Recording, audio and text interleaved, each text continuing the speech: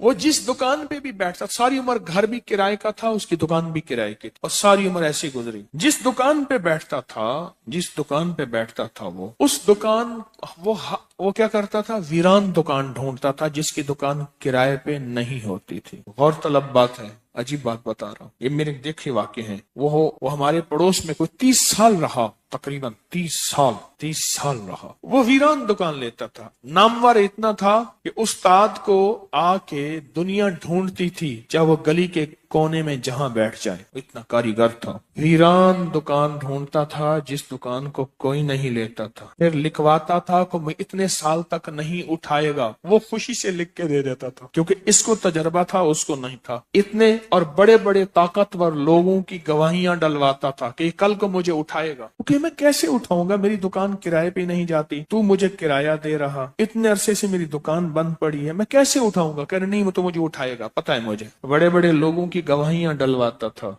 लिखवाता था, किराया देता रहूंगा, देता था। इधर वो किराए पे बैठता था, चंद दिनों के पास उसके पास लोग आना शुरू हो जाते, ये दुकान दे। वो अगर 20 रुपए किराया देते, हम 30 रुपए देते हैं, हम 40 रुपए देते हैं, कोई कह हम 50 रुपए देते हैं। अब उसका दिमाग बेचारे का तो वैसे हिला चेतरल गया, दिमाग तो हिलना था। वो इसको आके कहता कि मुझे इतने लोग दे रहे हैं। मैंने कहा मैंने तुझे पहले कहा था लिखवा के दो। अच्छा, ये चंद बार हुआ। जिस दुकान पे भी बैठता था, उस दुकान पे बैठते ही इसके साथ ये मामला शुरू हो जाता। अब ये राज किसी को पता नहीं था, ये राज है क्या इसका, इसके साथ क्या होता है, इसके साथ ऐसा क्यों होता है। उसने ना एक दफा ये राज एक बंदे को बताया, उसने मुझे बताया। बरह रास्त मैंने उससे बात नहीं हुई, लेकिन हमारा पड़ोसी था वो। एक बंदे को उसने ये राज बताया, हमारा एक रिश्तेदार था, उसको ये राज बताया और उसको कहा कि मेरे साथ ये राज है। उसने अब जो लफ्ज कहना, पहले मैं वो लफ्ज आपके सामने बयान करता हूँ। कहने लगा, बख्त मेरे ऊपर पागल है, और मुझे अखे बख्त मेरे ऊपर पागल है। मैं नहीं चाहता वाल में को आते विलड़ वेंदे, विलड़ चिपक जाता है, चिपट जाता है, लिपट जाता है। मैं नहीं चाहता आके फिर मुझे लिपट जाता है बख्त। अच्छा, जिसकी दुकान आने की होती है 100 आने की हो जाती है। अच्छा, इधर मैं दुकान छोड़ के जाता हूँ किसी और जगह पे, वो दुकान फिर आने की हो जाती है। फिर जहां मैं जाके बैठता हूँ, फिर वो 100 आने की हो जाती है। फिर वो पीछे वाले मुझे आके बुलाते हैं, आपकी मेहरबानी आ जाओ, इससे कम किराया देना। था कोई ऐसा, क्योंकि हाथ का कारीगर बहुत कम होता है जो सर फिरा ना हो। हाथ का कारीगर, वो हाथ का जिस शोबे का हो, था को सर फिरा, कह रहा मैं नहीं जाता था दुकान पे, तुमने मुझे निकाला था। सारी जिंदगी उसने ऐसे गुजारी। अब ये बख्त कहां से मिला, अब बख्त को सुन। कहा मेरा बाप मजदूर था, मजदूरी करता था। बड़ा हुआ तो उसने मुझे दर्जियों के काम पे डाल दिया कि बेटा चलो छांव का काम है तो करता रहेगा। मैं तो धूप सर्दी गर्मी मजदूरियां करता रहा, दर्जियों का काम छांव का काम है तो करता रहेगा।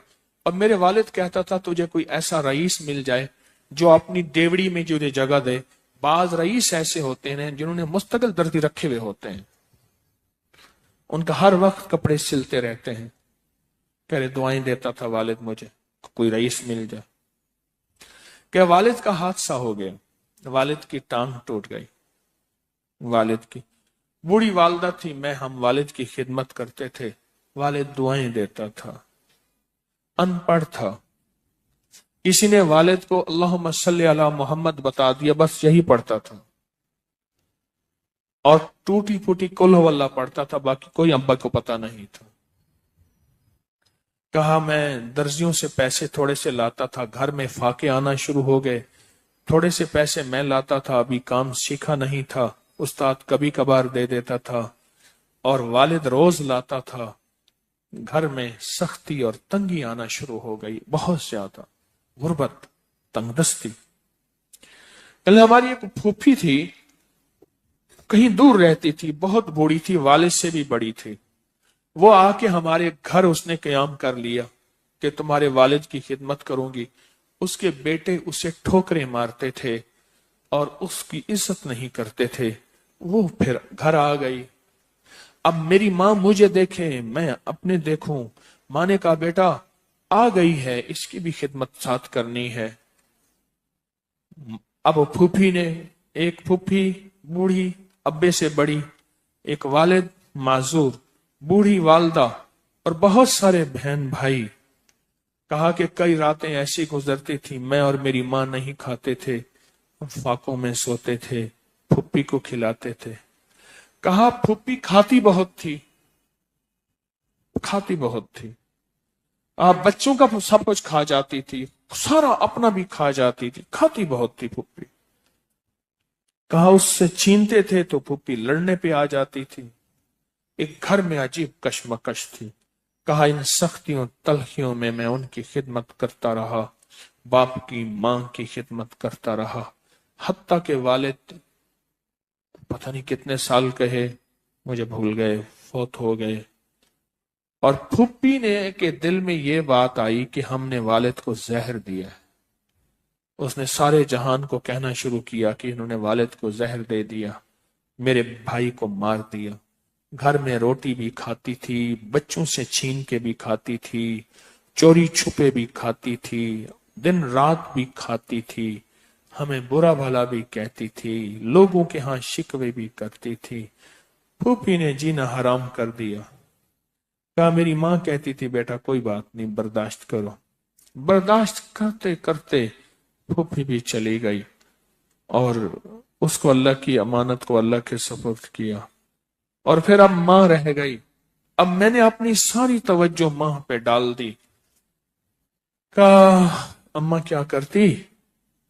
خالی چھابی نہیں ہوتی ہے، چھابی روٹی تو تھوڑی سی ہوتی تھی کھا لیتے تھے، خالی چھابی ہاتھ میں ایسے لے کے نا کہتی اللہ اس کو اتنا بخت دے، اتنا بخت دے، اس کے ساتھ دھرتی لگے تو اس کو بخت دے، اس کے ساتھ سوئی لگے تو اس کو بخت دے، اس کے ساتھ دھاگا لگے تو اس کو بخت دے، اس کے کپڑے جو پہنے اس کو بخت دے، اس کو جو دیکھے اس کو بخت دے، اس کو جو اس کو دیکھے اس کو بخت۔ اماں چھابی لے کے مانگتی تھی، روتی تھی، اور بعض اوقات چھابی میں اماں کے بہت سارے آنسو ہوتے تھے۔ کہ بس یہ نظام چلتا رہا، اماں بھی گزر گئی۔ اب اس کے بعد پھر میں میرے بچے، اب جو بخت کے دروازے کھلے، میں جس کو دیکھتا ہوں اس کو بخت، جو میرے کپڑے پہنتا ہے اس کو بخت، جس سے سوئی خریدتا ہوں اس کو بخت، جس سے دھاگا خریدتا ہوں اس کو بخت، جس کی جگہ پہ بیٹھتا ہوں اس کو بخت۔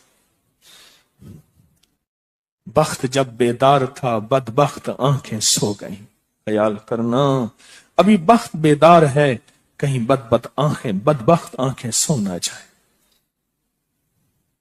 وہ دعاؤں کا ذخیرہ اس درجی کے پاس تھا، وہ دعاؤں کا ذخیرہ، پھپھی کی ناگواریوں کا ذخیرہ، ابی کی صبر کا ذخیرہ، پھپھی کی ناگواریوں کا ذخیرہ، اماں کے صبر کا ذخیرہ وہ ساتھ تھا۔ بس سہتا رہا،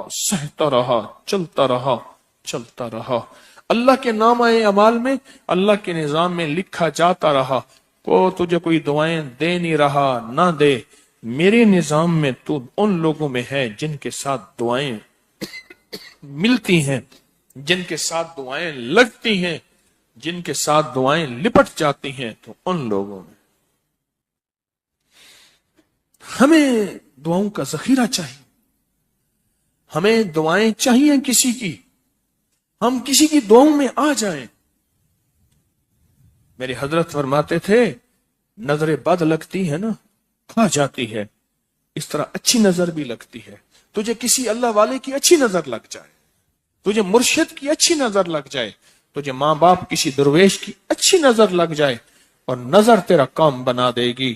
جس طرح بری نظر کھا جاتی ہے، برباد کر دیتی ہے، اس طرح اچھی نظر آباد اور شاد کر دیتی ہے، مراد کر دیتی ہے۔ ان کو یہ میں نے عمل دیا تھا، اور میں نے یہ اسی ایک ساتھی سے پڑھوایا، اور ایک یوں بھی کرتے ہیں، کرے یوں ہو گیا۔